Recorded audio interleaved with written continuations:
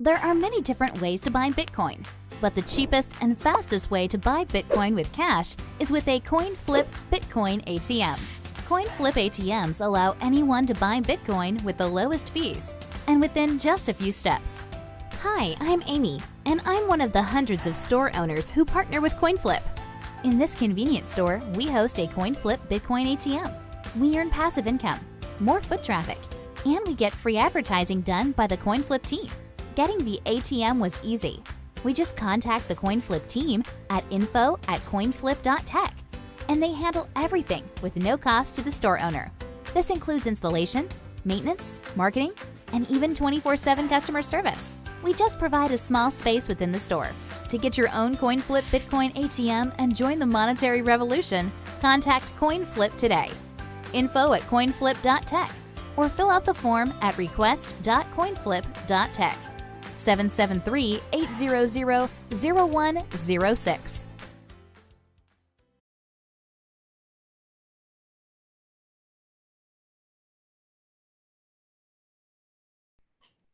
And we're live, bro.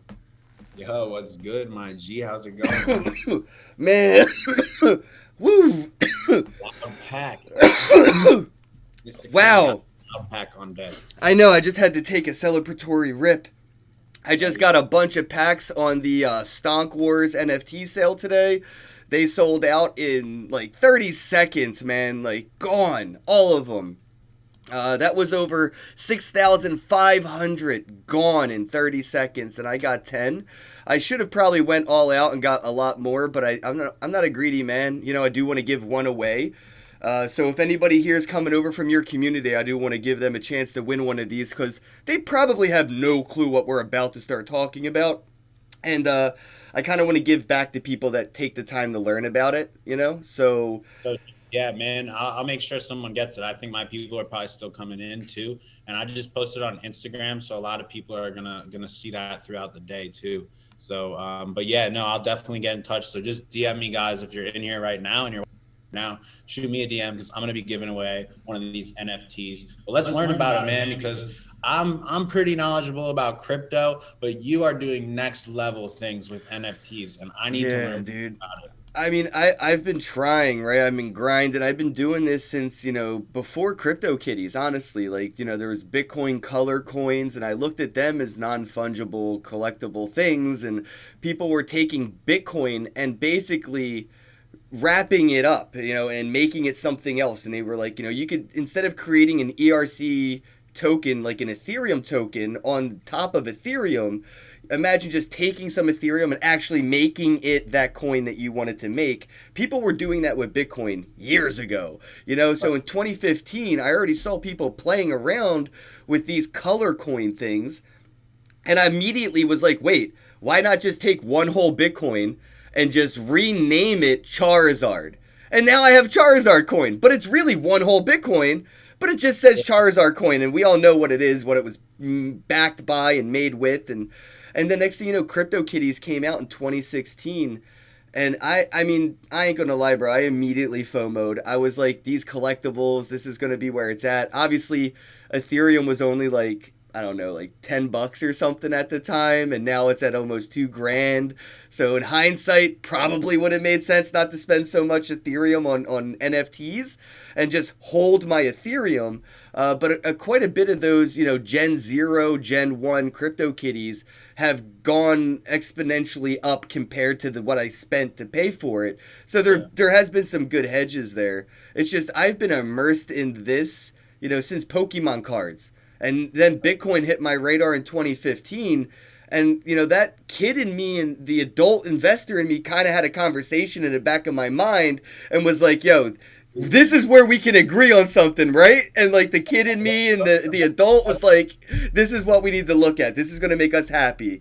You know, I tried doing stocks. It didn't make me happy. I don't care what money I made buying weed stocks. Yeah, it was funny. I made money buying weed stocks in 2015, 2016.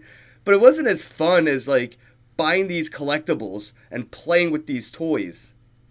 Yeah, I hear you, man. That's really cool. And I mean, all these things are, it seems like collectibles in general, like even like you mentioned Pokemon cards, which are also going crazy right now.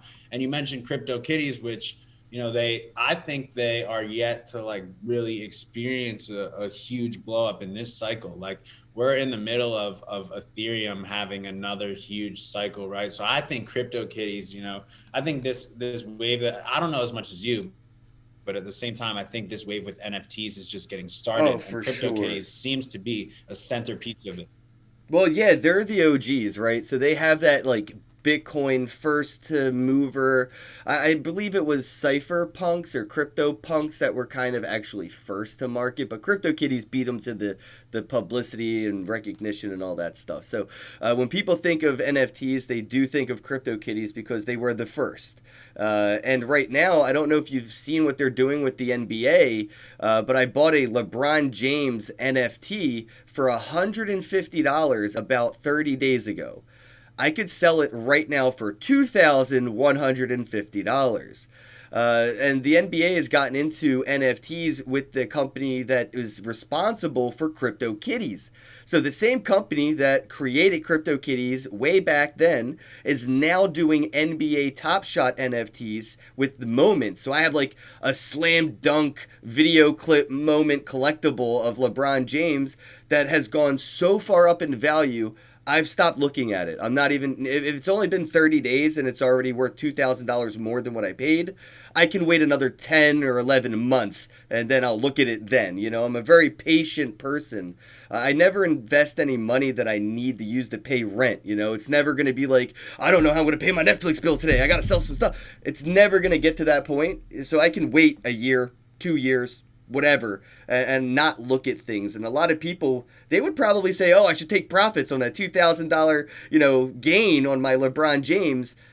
That's only been 30 days. Imagine Yeah, another 90 or yeah, and also, you're playing a different game here, right? Because I mean, I think a lot of people are used to playing the altcoin game, and yep. and where you can go in and out of positions, and it's just a different game where when you're dealing with NFTs, like you said, the LeBron item, like it's all in. Once you sell it, someone else owns it now, so you have to either basically buy it back from them, or it's gonna pretty much keep appreciating in value if it's a valuable NFT. And I think it's interesting when you see some of these collabs with like brands, right? So you have the NBA collabing with CryptoKitties, and so like me personally, like I'm trying to think of how to start issuing and working with my NFTs and combine it with what I do with music and crypto already.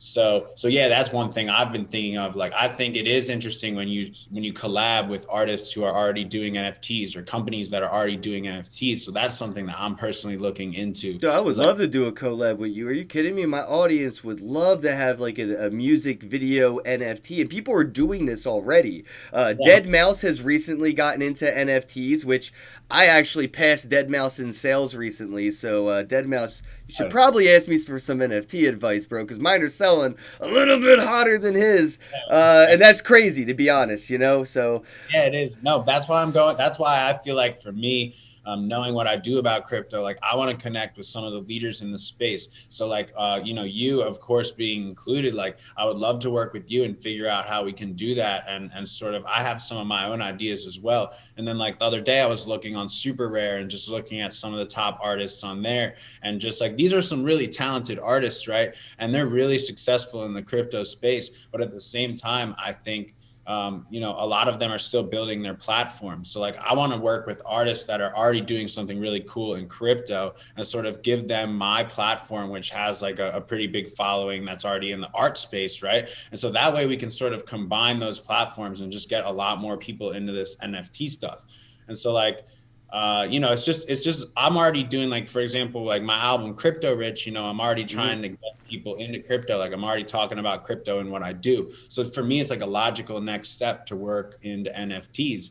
And so it's dope, man. Like, you're in Philly, we definitely got to connect and see what we can do. absolutely. Have you seen Blau's NFT? It actually came with a physical Soundwave collectible with his music video NFT. So it's an audio video NFT collectible. Only 173 or 175 exist. And I bought one for like $1,000 from Blau. It was like I own that music video. I own that music, right? And I could resell it. It's not like it eliminates that piracy in that sense. I don't just share that stuff. Like, I'm not going to share my private key with my friends that, so they could check this stuff out in their wallet. I could sell it though, or I could hold it, and that physical collectible, that's a whole nother level on what NFTs are, because people think digital collectibles, but we're starting to see those bridges gapped physically, where you can tangibly hold that thing that you have virtual ownership, which is sort of like the pink slip to your car. You have that Lambo that you can drive, but then you also have the pink slip somewhere that proves that you own that Lambo. And that's what I'm looking at with these physical collectibles, is that's the piece of art that I own, really. And then that NFT is just that license, or that pink slip, the proof of ownership. And that way, if anybody ever wants to buy the physical thing from me, maybe they would accept it without the NFT, but that would sort of be like using a fence or like a black market to sell a Lambo without the pink slip. Yeah, of course, somebody will buy it, but you're probably going to get a penny on the dollar in value, Right. And it does ensure authenticity too, in a unique way that currently doesn't exist with collectibles up until now. So when you do combine it with a real life collectible, I think that's really cool. And like you said, I think what you just described is similar to what we're doing in security tokens. I also deeply in security tokens. And at the end of the day, these blockchain representations of an asset. It's not all about like whether or not you can directly connect it to the real thing. A lot of times it's about a buyer-seller relationship, just like you're saying, where it's like when it goes to the next buyer, that buyer is actually looking for a certificate of authenticity. And it's like, currently you have to use like a bank, or it's like it like when these things happen. Oh, this goes, I already see the fitteds on the wall, and if you wanted to buy a throwback jersey from, Allen Iverson, how much work is it going to be for you to verify that that is a game day jersey that Allen wore in that play, and then the audience how do you verify all that?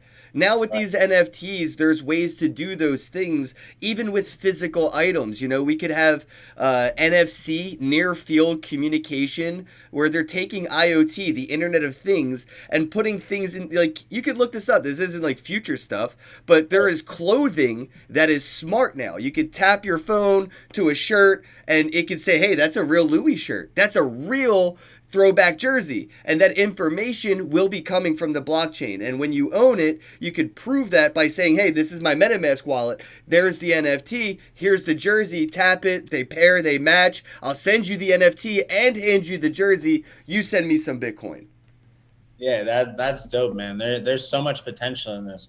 And I've kind of thought of like, like I was saying, like connecting different artists. So, and like you said, Blau is like one of the most prominent artists that's really using this technology. Dude is a financial guru and a musical genius. And I love that he went the artistic route and walked away from the financial sector, because that dude could work anywhere in Wall Street right now. They'd hire him. Yeah.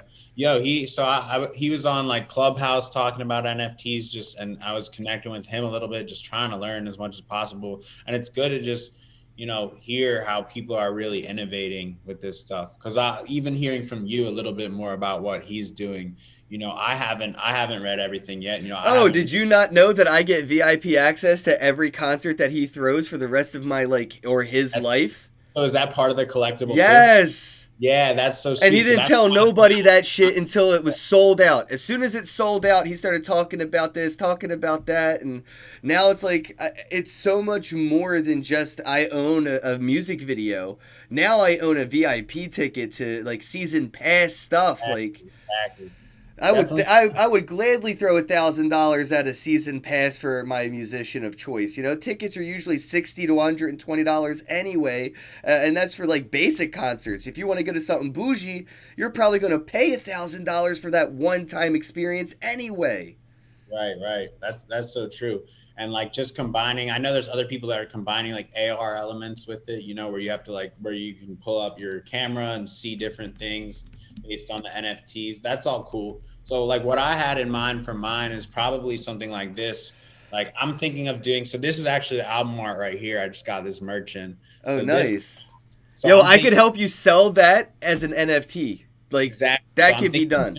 this art will be like the album NFT, that maybe there will be like 100 of these ones, but then I want to do collaborations with individual artists for each song. So it would be Okay. like, say I connect with an artist and they take my song Bitcoin. Like, for example, it could be you. Like, let's say you like my song Bitcoin. So it would be like Dill and Ken Bozak collab on an NFT inspired by the song Bitcoin, and then it would be issued to me. And like right now, I don't know if I'm thinking this the right way. You can help me. I was thinking of paying the artist commission. So then that way it would be like I'm getting a commission-based piece of art and NFT with it. And then I own that art and NFT from the artist. And then I'm going to go out and list it as a big album collaboration thing of NFTs. And I would love to include some kind of benefits pack, like you're saying, where it's like a VIP access to any show, or like, anything. Oh man, if you work with the right team, you could put distribution rights into the sales. So every time something is sold, their artist at every level gets that percentage, like royalties right out of the gate. All that stuff that can, has to be done with a label or some kind of production company could all be done with one smart contract these days. So the collab that you're putting together can be done in such a way that people aren't going to expect it just because they see, oh, this is a collectible, I got this music video, I did this. But on the back end, the tech behind it, it's making what we've seen happen with Tower Records, we're going to see happen with iTunes thanks to this technology. Tower Records gone, iTunes 2 to 5 years from now gone, because nobody's going to want to own digital music unless they actually have ownership of it, where they could transfer ownership rights. I could spend 10 grand on iTunes right now and I can't resell any of the music. I can't redistribute the rights of ownership to somebody if I don't like the music after I spend all that. Like, why would people spend that much money on iTunes moving forward when they could just open up that MetaMask wallet or their Atomic Hub wallet or whatever crypto wallet they want, and that's where they're going to see their media. They're actually going to own it. They're not just going to buy it. They're going to own it. Huge difference. If you want to sell me your Lamborghini, you know how hard it would be to do that? Do you know how many people's permission between you and me that we need to get yeses from for you to give me a Lamborghini for money? There's a lot of people. It sucks. But if you could tie an NFT to that Lambo, you could just send it to me in my wallet. That's it. The middlemen are gone. And the music industry is going to see them all get chopped out. I think there's a lot of potential for it. And like me as an artist, one thing I've been thinking of is, I hear what you're saying about wanting to have ownership of records and everything like that. And, about iTunes, like, of course, the biggest platforms for streaming, they're here. And in the grand scheme of things, they're still new and they're still growing like crazy big. And so what I've thought of as an artist is like, how can I create an NFT that accurately represents my work as a collectible, but without like limiting the potential of my work to grow naturally as I want it to, right? Because like when I put out a song, like don't get me wrong, I have no problem. Like I would create like some special songs just for the NFT and crypto community because I think that's cool and that's novelty. But like when it comes to like long-term potential, it's like I do want to put out a song and I want that song to get circulated as big as possible. I want it to become a big hit, but I also want to figure out how can I make a collectible that's connected to that song that still somehow represents like ownership or some kind of collectible nature of that song, but still allowing it to circulate on the biggest platforms, and so this is kind of just like a conundrum that I see with NFTs, because as an artist it's like I want my stuff to get circulated as big as possible, and so it does create that. It's an interesting thing. It's like as this goes forward, are we going to be able to create NFTs which are directly connected to like a record label and distribution company where that can be part of the revenue coming in? Like that's some cool shit. Well, you know what airdrops are, so I mean, you could actually maybe sell a one of one, right? Now this one of one gives this person 10% royalty ownership of that song or of the music video. Now, as that music video gets played on the radio or gets some airtime on TV or whatever the cases may be, maybe used in a fucking movie, the person that bought that one of one, you could just send them some Ethereum based on how much that music has produced over that amount of time. So, I mean, it's a lot of like trust in you because you're cutting out the middlemen. So there are no middlemen. It's the buyer, me, the fan of you, and then you, the seller of that art. And now I could buy that NFT, and I have to trust in that, hey, as much as this song or music video or whatever makes for perpetuity, since I gave you 10 grand to help make that music video and get that song together and maybe help you get some people to put it on the radio, blah, blah, blah, I can get 10% for life of that song or something like, and now maybe you could do 10 of them. And now you have zero ownership. You make nothing, and 10 people have 10% shares, 100% of whatever that music makes for that. Like, that is stuff that is all possible. It's just a lot of it is like trust in you because you are the product, you are the service. Yeah, you can set smart contracts up, but that's what draws the line where it's like, security versus like a pure NFT play. And I think that it'll be interesting to see like how those can combine. And also this is kind of taking a different direction of NFTs, right? But it's like, I think the future, and this is sort of what you were getting at before, the future is like a streaming platform that's fully based on ownership and NFTs, where you could like think about it like this, like when you purchase a song, then like that song maybe would go up and down in value based on, how much it was streamed and stuff. You could have like a full platform that was based on ownership of NFTs. But this would be like when you have like a fully decentralized internet running on Ethereum. This is when Spotify gets into NFTs, when iHeartRadio gets into NFTs. Exactly. And that's where it would be like, each user is basically authorizing using an NFT of some sort for every song they're buying. Or even it could be like flipped to the reverse, where like the user has a personal user NFT, which is then authorized to somehow interact with various other pieces of music, Like I know the NFTs can interact together, like how crypto and breeding and stuff. So it's like, that's going to be really cool when it's kind of like how the internet works with like different cookies and stuff like that. Oh, I'm waiting for somebody to make it like a smart API, bot that could basically take two songs and just make them one. Like, I don't know, Google has a bunch of different weird bots that you could throw stuff at and it comes up with very unique things. Yeah. So yeah, that's possible. There's some crazy stuff going on with that. Like, there's all kinds of bots that can like make different music, and I've seen some of where this is going. It's crazy because it makes you think like, damn, in the future, are robots just going to be like pumping out different songs? Oh, yeah. Your favorite producer will just be an AI, or your favorite film company. They'll all be different bots. And you'll be seeing deep fake movies in 20 years being made, every hour, probably, because it'll be so easy in 20 years to make a movie with anybody's face on anybody in anything. And it will, it'll look real, we won't even know it's CGI or deep fake or anything. So I think these different bots are going to have different personalities, obviously some for comedy, some for hip-hop, maybe some for drama, some for jazz. But I do see that weird future because I see a lot of artists already doing this today, where they'll take some image that they maybe have created originally, they'll feed it into like a Google Dream thing, and then Google will dream about it, spit something out that's a little bit tweaked about the thing that you made, and then they'll just make an NFT of that. I'm just like, well, Google did a lot of that work.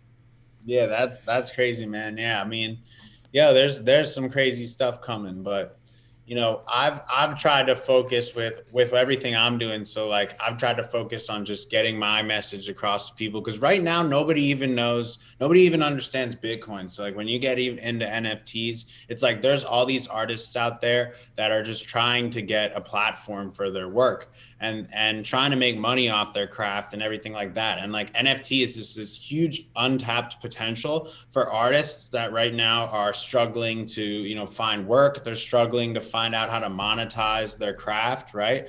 Like it's so simple to get on Super Rare and to upload some things and then to start spreading your message through like that. That's really what you have to do, right? Like maybe you could talk a little bit about like, I've seen you network and use and a big part of building this NFT community has just been like networking with people, right? It's more than just creating a digital art and putting it online. Yeah, it's all about a community. I mean, I've always kind of been a community person. I've, joined communities online, at a young age. I was into like hardcore, like grunge music. So I was in those cliques or whatever online, listening to crazy, heavy metal stuff that would just never ever get radio play. Like you'd never be able to hear hardcore, metal like this on the radio. So like the only places to find it were in those subcultures and in those communities. And you ended up, becoming a fan of very small bands and not very well known ones because, the well known ones got radio time. They didn't. And I kind of went with that even in the, other things, a cell phone repair community. And I was fixing phones and stuff like that for almost a decade. So I learned how to build a community in there, figuring out how do I get schematics for an iPhone 3 logic board, or how do I order like this exact processor for this exact phone from this exact company, but I need it to be an OEM. I need it to be a legit, can't be a counterfeit. Let me make friends. And this is all trust fall stuff because now I'm going to send you the money. You're going to send me the chip. And I'm really going to have to pray that it's OEM when I put it on that logic board. And that's how communities, to me, were always about building trust, relationships. So when I got into crypto, I immediately was like, I don't know anything. Like, 2015, I didn't even know what the difference of a public key and a private key. They all looked the same to me. So I had to build that community and find people I could trust and kind of build with. And it was always about building with that community and just learning together. So for the past 5-6 years, a lot of the people I've grown with have stuck around. Hundreds of people I've met in this space, and we kind of just support each other. I always tell people if artists would buy each other's art, there would be no starving artists. And that's the shame, is you see a lot of artists that don't support other artists. And I just thought, why don't we do that with NFTs? Like, hey man, I'll buy your NFT. What's the link? I don't, whatever. It's like super chats, or what's your Patreon? What's your PayPal? What's your Bitcoin address? I'll just send you a couple bucks out of love, because we should all be trying to raise the tide together, because the rising tide raises all ships. If all ships tried to chip in a little bit, we'd rise faster. So that's kind of the community that I built, where it's like, we contribute to each other, sometimes maybe not so much financially, but a lot, educationally. We teach each other how we do the things that we have done. Like myself, it's really hard to convey, even in like an 8-hour fucking podcast, how I do what I do or how I got to where I am. But over a couple weeks or months of talking to people and me that have been doing this for years in that community, it's easy to see how it can be replicated. And, obviously anything that I can do with NFTs, bro, you're going to kill it. Like if I'm even, I'm denting in it, you're going to be killing it. And that's what I love about musicians coming into this space, is I've always seen, and my community knows this, I've always seen the MP3 player, the MP4 player, and then what we have now is the MP5 player. Non-fungible tokens. I don't open up my iHeartRadio. I open up my MetaMask. Big difference. Interesting. That's dope. And that's a good message, man. I feel you on that 100%. Like a big part of what I do is called my Deluminati group. So it's for artists, mostly music artists. And I'm trying to teach new artists how to really build themselves up, and how to, everything from personal finance to marketing, right? And it's all about just learning. It comes down to being open-minded and being open to just networking with people, connecting with people, promoting yourself, talking about what you're doing. Don't be afraid to share your story. And right, like you said, just don't be afraid to give out value and receive value in many ways. Whether if you're in the position to support someone financially, great. And there's a million ways you can support someone other than financially, right? And so that's what's important too, especially for an artistic community. And so we see that. And so you were talking about how you used to do like cell phone repair, and I was wondering, did you ever get into building miners and stuff like that? Because I tried to get into building miners. I actually built like an Ethereum mining warehouse with my buddy here in North Philly. Like, we didn't have the best power prices, but we had a good piece of real estate that he already had. So, and we tried it for a while, but that was a failure. So I always had the mindset of when it comes to mining, you know what I mean? You'd already have to have a decent sized bag of Bitcoin or Ethereum before even considering that. And that's where I was like, if I'm going to buy a miner, why wouldn't I just buy the coins? Like, why would I invest in this computer machine that's just going to give me tiny pieces when the amount of money that I'm going to use to buy the computer machine could just give me chunks of these coins, right? So I never got into mining because I kind of always looked at it. It's probably going to be worth my money to just buy the asset rather than set up that passive, income side. I think mining will probably take off this year, next year, honestly, once the prices have gotten to that point where it's like, well, it's about the same price as one Ethereum and a decent mining rig. If I buy, you know what I mean? So it's like, maybe I'll buy one Ethereum and I'll buy the mining rig and kind of have my cake and eat it too. But yeah. You touched on one big point there when you said passive income. And that was the biggest problem for me, is like, you think it's just like, set and forget, your miner's good to go. It is not passive, and that, so like, and it's confusing. Like, when you're first getting into mining, like, it does seem like it's easy and passive, but then once we tried to set up like a decent sized operation, like we had made some good investments, like we did all right with altcoins. So we were like, all right, let's take some of our Ethereum and put it into miners.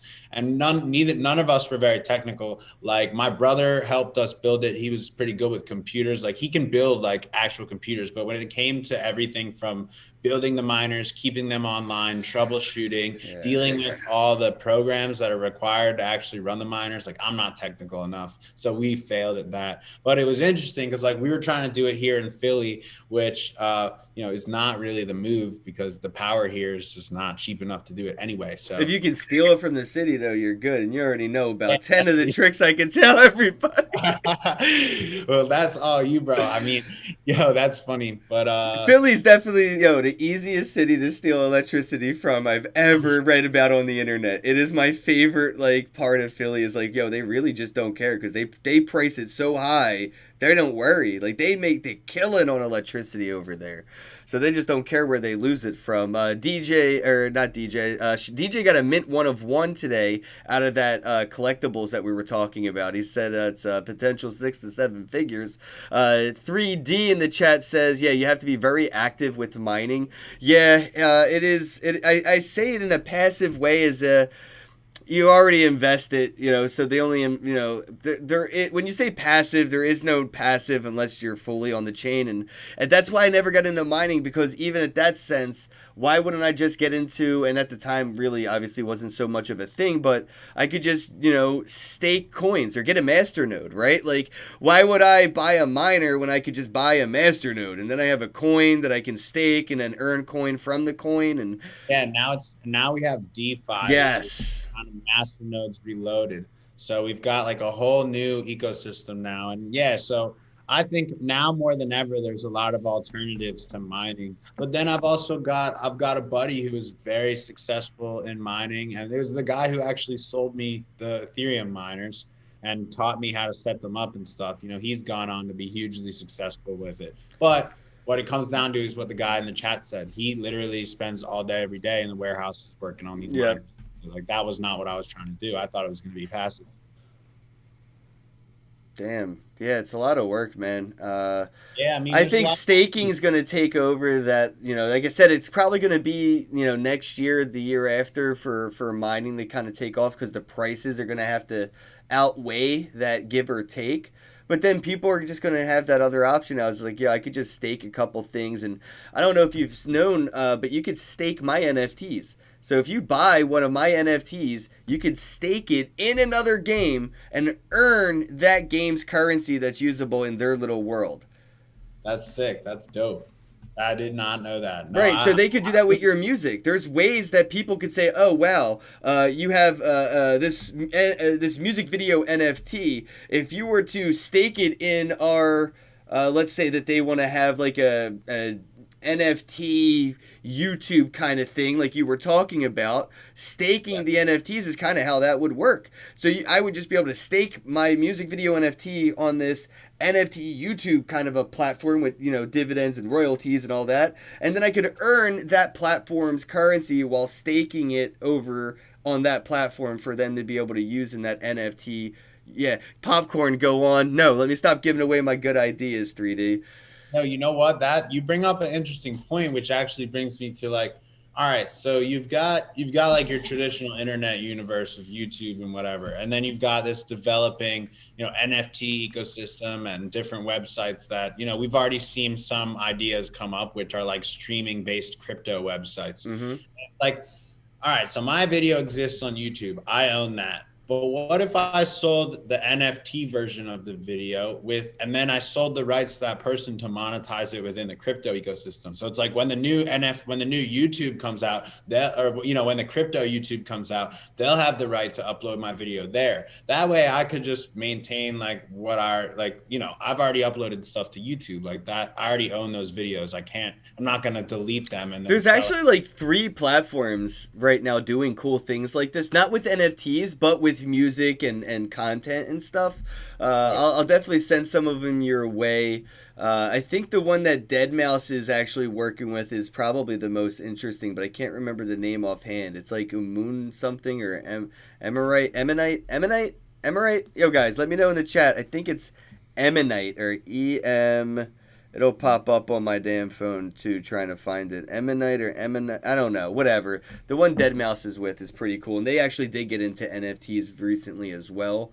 But yeah, man, all this is happening. You know, it's just like we're too early, and by the time, you know, by the time it looks like it potentially could be a thing, it's already going to be mainstream adopted. You know, it's going to leapfrog that little experimental stage that people are aware of.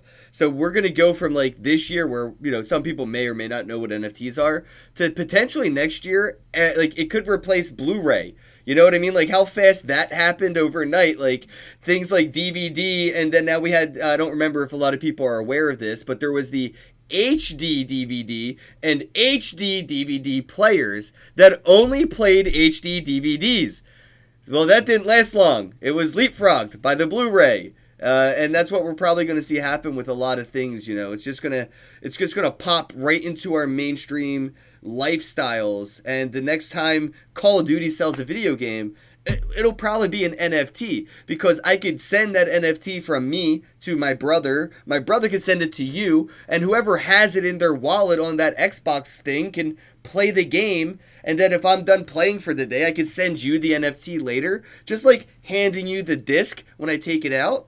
That is what players want. That is what, you know, people want moving forward. It's just going to happen so fast. Yeah, man, I think that it's going to be interesting. I think just like everything else, you know, like, oh my God, HD VHS existed too. They really got you guys for all your money. Well, you know, it's going to be like everything else. Like, I think this is the first huge wave for NFTs. I mean, we also had another wave of them, or a smaller wave, you know, before, back in like 2017, 2018. So now we're having another wave. And I think, you know, this will be a big time for them to sort of prove themselves. What are your thoughts on Soldier Boy trying to prove himself in this space with his NFT? Yo, I mean, I'm all about it. I think any adoption is good, bro. Like, and especially like a rapper, like, yo, I fuck with Soldier Boy. Like, do you know how he did it? It's kind of fucked up, to be honest. It's weird. What did he do? I don't know. He posted his public addresses and said, "Send me your shit coins," right? Like, send me some coins. And then the next day, he sold a bunch of NFTs and said, "I'll give away all those coins you sent me to somebody who buys one of these NFTs." He sold all the coins back, basically, that everyone gave him. That's kind of crazy. Well, I mean, he's definitely a hustler. You call a business move. Right? No, he's definitely a hustler, and maybe it might motivate other people to get into the space, because I think what he did was kind of funny. Like, it was definitely a troll. Yeah, right. But like, if he would have just tried to sell an NFT Oh, genuinely, he would have killed instead it. of doing that, he would have made way more money and Yep. gotten to keep it all. So like that doesn't really make sense. And that's kind Well, it of could like, just be his icebreaker, right? Like a publicity yeah, stunt. I yeah, am kind of hoping that's all it was. And the next time, he'll sure. probably have like a full-fledged music video. And if you want to check out how music videos can become a video game, like as far as like music videos can actually become like a collectible game, go to uplift.art. It's just UPLIFT, uplift.art. And you'll see that they could take one of your music videos, bro, and they could chunk it and rip it into like 12 fragments. Now I have to collect all these different pieces of your song, and then I can combine those 12 fragments and get a mint of the full song NFT. So it's kind of like a game now to get your music videos. I'm looking at their Oh, stuff. you're going to love this, man. This is what I want to show a lot of artists in your position right now, that what Uplift.art is doing, and yes, they are interested in working with musicians and artists, and they want more, involvement. They want to help people grow. So I would love to introduce you and get you on board with what they're doing, because could you imagine using this mechanic to release your songs? So like nobody will be able to hear the full song until they get all 12 pieces and actually combine it, and then they'll be the first person to be able to hear it because they went through all the work to put it together like an audio jigsaw puzzle. Dude, that's so dope. And I could do like a custom song about NFTs like that already. Because like I already have a bunch of songs. Like I've got a song called Ethereum. I got a song called Bitcoin. I got a song called Blockchain. I got a song called Crypto Rich. I got a song like, so I've already, a song called NFTs would fit right in there. And that could be like exclusive, like, extra song to the Crypto Rich album or something like that. Oh man, you could sell one NFT as an album with each song in that album individual NFTs. Sort of like buying a pack. That's what I think. That's actually what I think I'm gonna do for Crypto Rich. Like I said, by collabing with the different artists. But then if I also had a game element where like if you collected all of them, you could unlock this new track. That would be some next level shit. Yeah, dude, that's M Blue right there. He can do it. About the Soulja Boy thing, like, I think it's so dope that he's getting in. I've been trying to get him on to at least see Crypto Rich. Like, I don't think he's seen it yet. I think he has no idea, or at least he hasn't given it attention. Like, once he does see it, I think that it would be interesting to like try to get him on. Oh, once you start doing music video NFTs and stuff, though, he'll have every reason to collab with you. Do you know he has a song called Bitcoin? Yeah. Yeah, 2017, I think he made that. Yeah, right. But you can tell that like he just kind of like made the song out of I think he was, because he's trolling. You know what I mean? Like he's just fucking with us. Like, and I like that. It's funny. I mean, he didn't buy in. You can tell that he didn't really buy in at that time, because if he did, he would be fucking. Oh, he wouldn't be shutting the fuck up about it. Yeah, right. And you can just tell that he's still trying to learn and shit. But that goes to show you that even people who were like involved enough, like he clearly knew what it was. He was fully aware. He made and a song. he tried for some awareness too. He made a music videos about it. He made a song, et cetera, et cetera. But it just goes to show that even someone like that, you think they understand, you think they're in it for the long term. And now 5 years later, you're just like, hold up, Soulja Boy never really understood that much. He just kind of like knew Bitcoin was hype. And so you're seeing him now learn about this shit. He's starting to learn, like he's tweeting about it. It's dope, but it's interesting to see like this dude didn't. Oh, the other people in this space are not going to let him. They're going to FOMO in so fast. You already know that, right? They're like, damn it, Soulja Boy can't be the first one to have NFTs. And then like Lindsay Lohan came out of nowhere, and Mark Cuban's doing NFTs. I think I personally would be the most excited to see Immortal Technique utilize this technology, because I think he has the eye, the vision, not just technologically with NFTs or all that, but just as a fucking human being and an entrepreneur. He would be able to set something up in that way that if you buy one of his songs, you'll probably be a shareholder in the equity of it. Yeah. No, I mean, that's definitely a cool thing to look into. The problem is that it becomes a security. So like it's and then, I mean, but it can be like a private security, right? So you can easily set that up. But if you want it to trade publicly, it would be a little more complicated. And I mean, but I don't know. That's something I've been thinking about a lot with NFTs, because it's a fine line between like something that is an NFT collectible, which somehow you give them special privileges. And then like once you're directly connecting it to revenue, it does technically become a security token.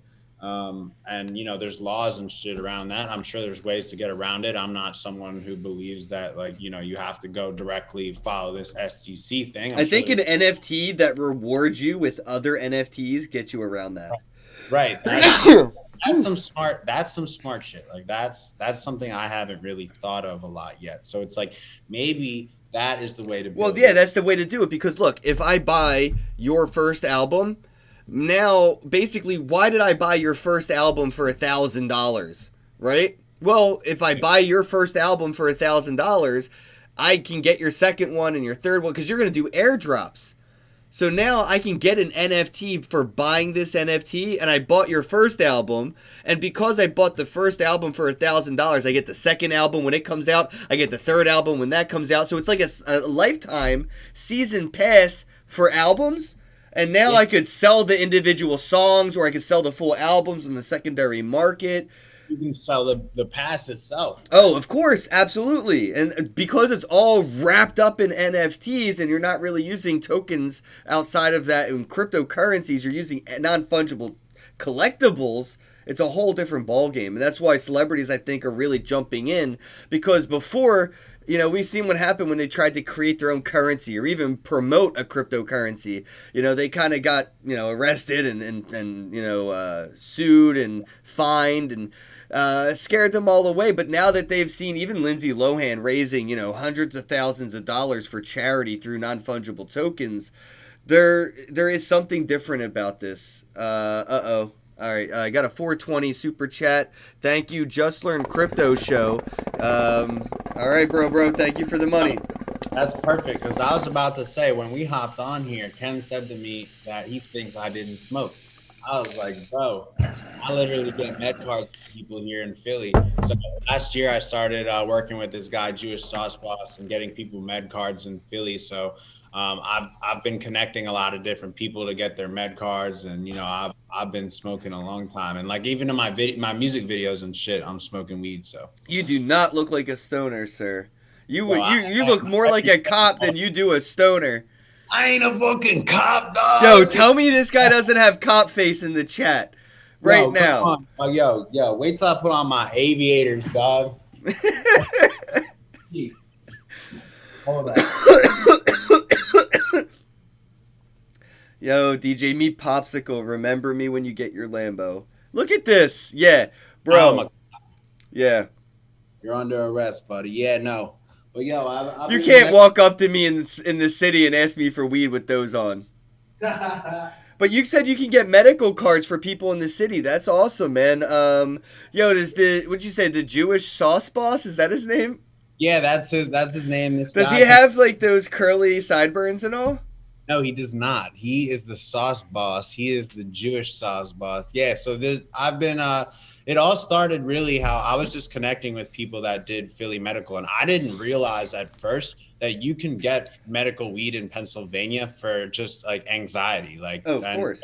And so it's very easy to get now. And so I'm someone who I've smoked weed for a long time. I would always get it illegally, like, you know, and I still do.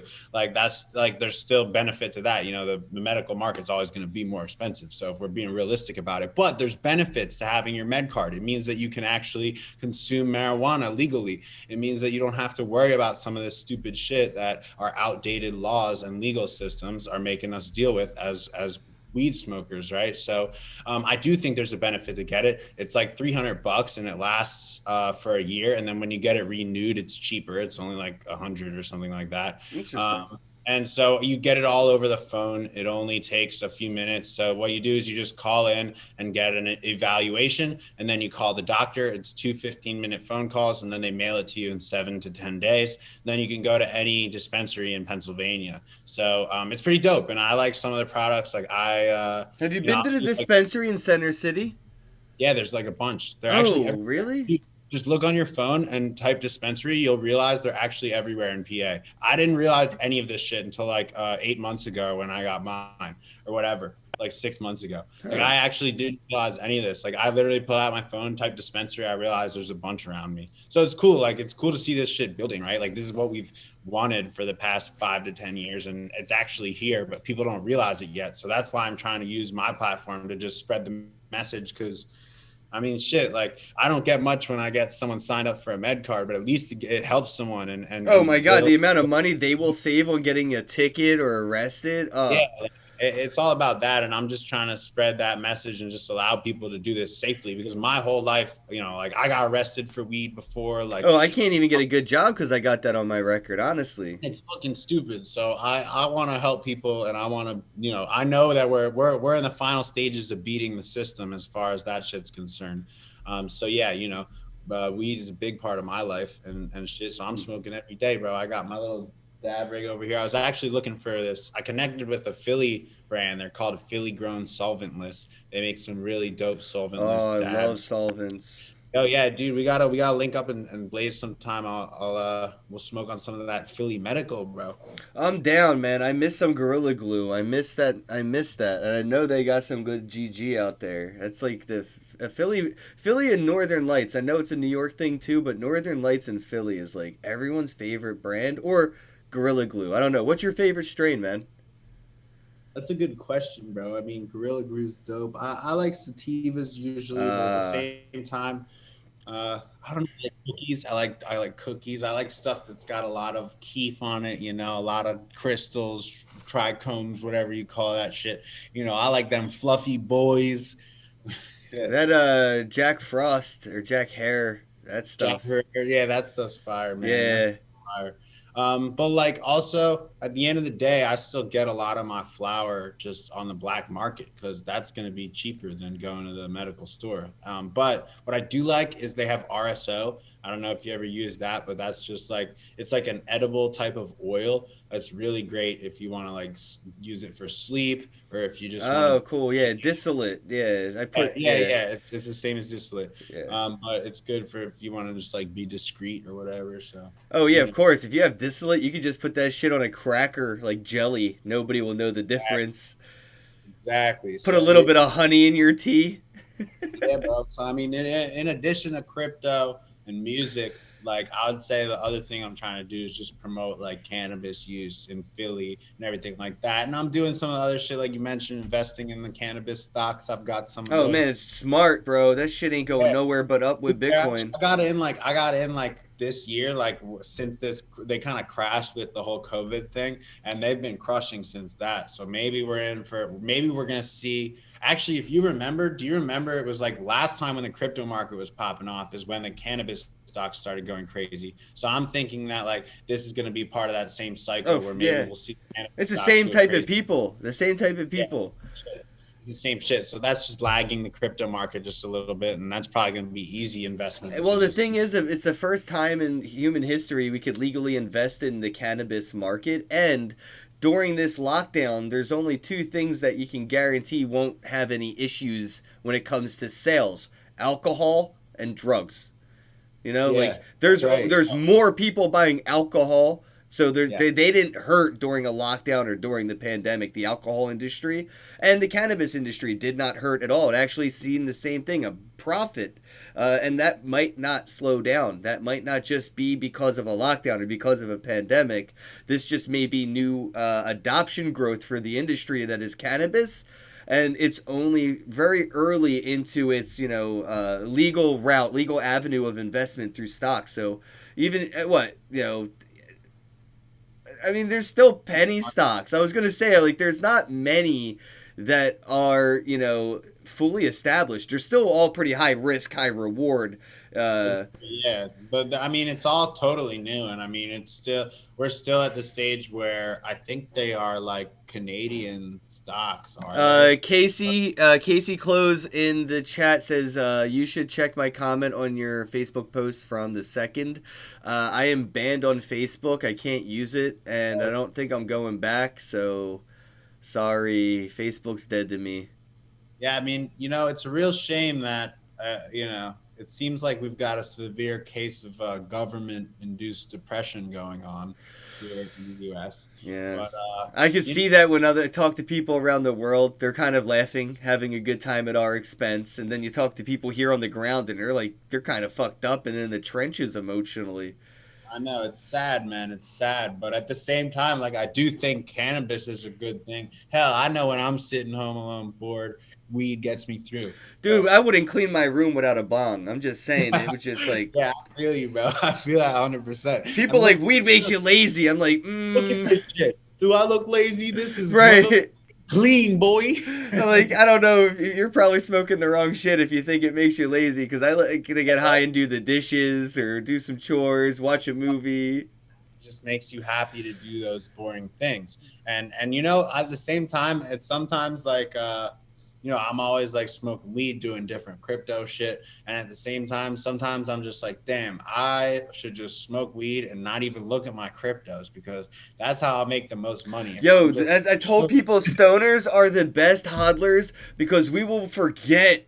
I know so many people that are like, yo, I found like 8 wallets this year I forgot I had from like 3 years ago. And I'm like, yeah, ain't that the best feeling when you get so high you forgot you even invested? Yeah, right. Yo, that's funny. Yo, like literally my business partner, Cuss Pack, he bought this stuff from this guy Hackatow on Super Rare. I don't know if you've heard of him before, but he literally bought these. This was like years ago, back in like 2017. He bought these things on Super Rare for like half an ETH and just threw them up for like 4 or 5 ETH. And then he came back this year and just found out that not only had his things sold for now like this 5 ETH, big gain, but also they resold then for like 10 ETH plus. And so that's just crazy to see that. Yeah, man. I got some art that I get like 5, 10. Recently had a piece get offered almost 30 Ethereum. Dude, congrats. That's crazy. Yeah, dude, I don't know. Money isn't really I don't even like money anymore, bro. Like it's so weird. I just rather have these collectibles, like why use dead presidents when I could use crypto kitties as money? Dude, that's hilarious. I mean, I believe in crypto kitties especially, and I think everything you're doing with NFTs is promising. Yeah, we're definitely gonna connect more too, because I think I have actually now a decent idea for what I want to do with NFTs, but I would love to get one with you or collab with you somehow on what I'm doing. Oh, for sure, man. That would be an honor.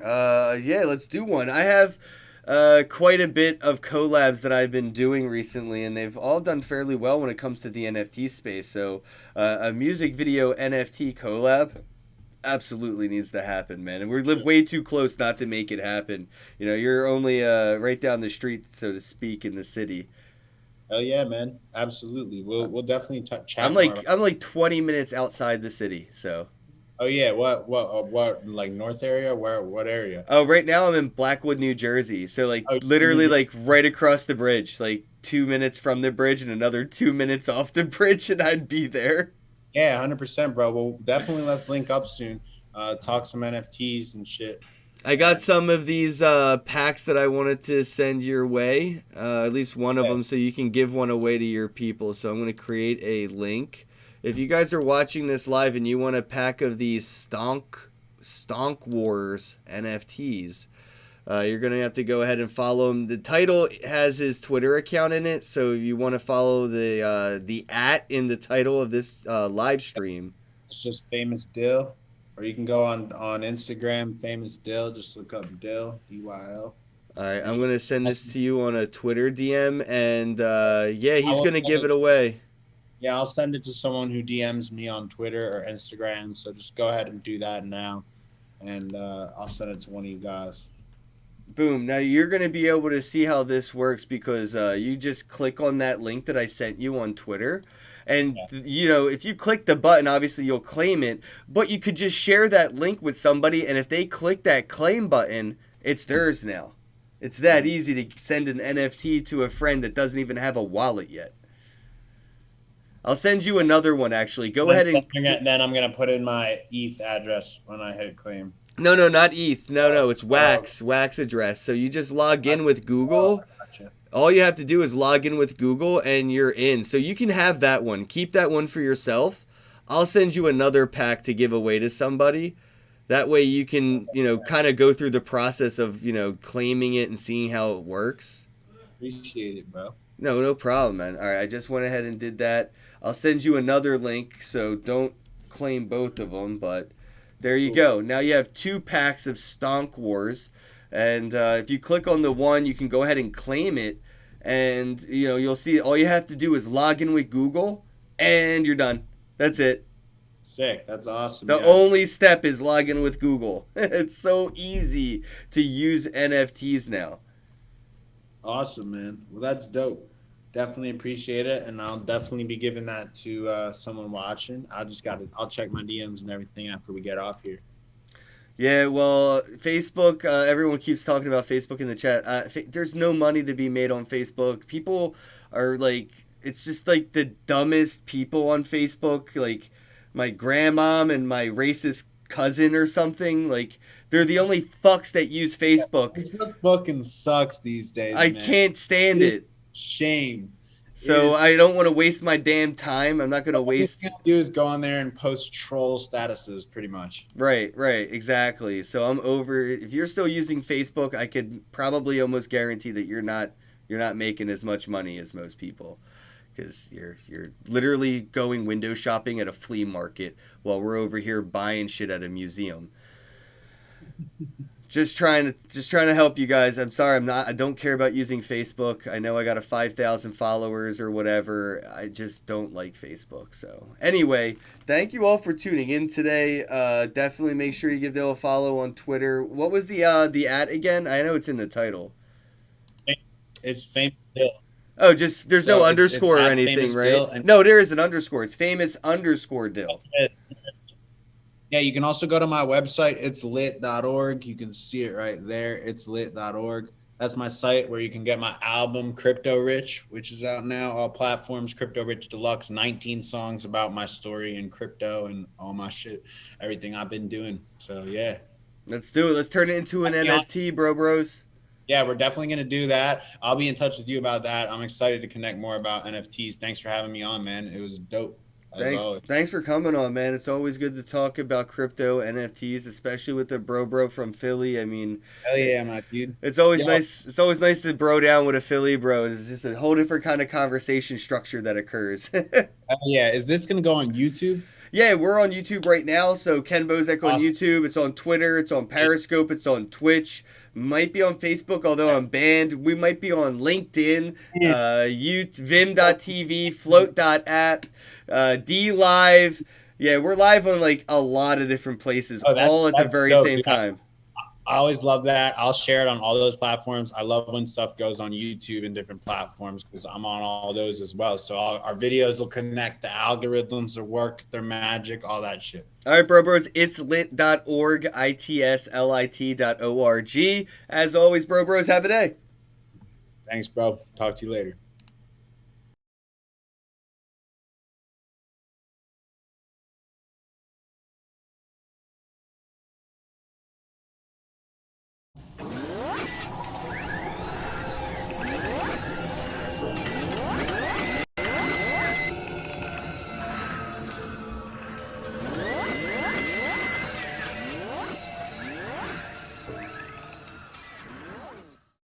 There are many different ways to buy Bitcoin, but the cheapest and fastest way to buy Bitcoin with cash is with a coin flip Bitcoin ATM. Coin flip ATMs allow anyone to buy Bitcoin with the lowest fees and within just a few steps. Hi, I'm Amy, and I'm one of the hundreds of store owners who partner with CoinFlip. In this convenience store, we host a CoinFlip Bitcoin ATM. We earn passive income, more foot traffic, and we get free advertising done by the CoinFlip team. Getting the ATM was easy. We just contact the CoinFlip team at info@coinflip.tech, and they handle everything with no cost to the store owner. This includes installation, maintenance, marketing, and even 24/7 customer service. We just provide a small space within the store. To get your own CoinFlip Bitcoin ATM and join the monetary revolution, contact CoinFlip today. info@coinflip.tech or fill out the form at request.coinflip.tech. 773-800-0106.